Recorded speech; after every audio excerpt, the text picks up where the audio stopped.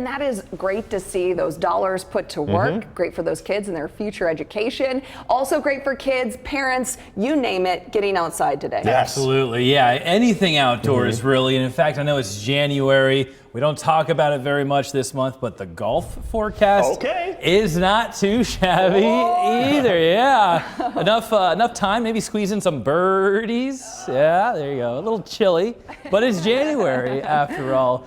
Not many times you get to squeeze in some rounds as far as golf later on. Today is a good one to do it. January, you don't see these types of temperatures.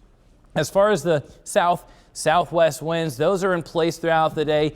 Tailor your swing accordingly because it is going to kick up to a little breezy as we get to around 20 to 25 mile per hour gusts really at their strongest going into this afternoon.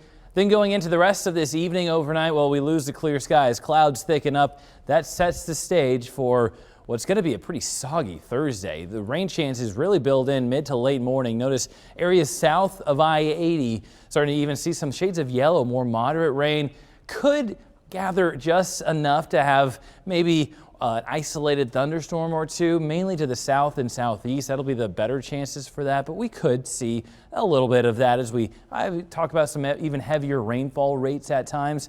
Going into the evening now, continuing through Thursday night, a chance for some of that rain to switch over to more of a mix, more of a snow chance even, but it is going to start off with the wet snowflakes melting a lot as they hit the ground.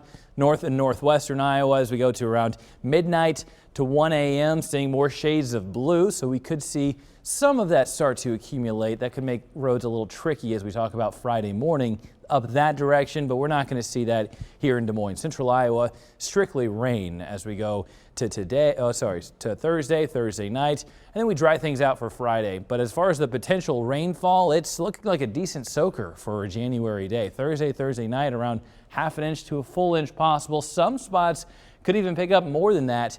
As far as the snow potential, as we talk about that time frame, Thursday night into Friday, as far as it switching over, seeing some light accumulations farther to the north central is a better chance to maybe pick up around an inch, possibly high end around 2 inches.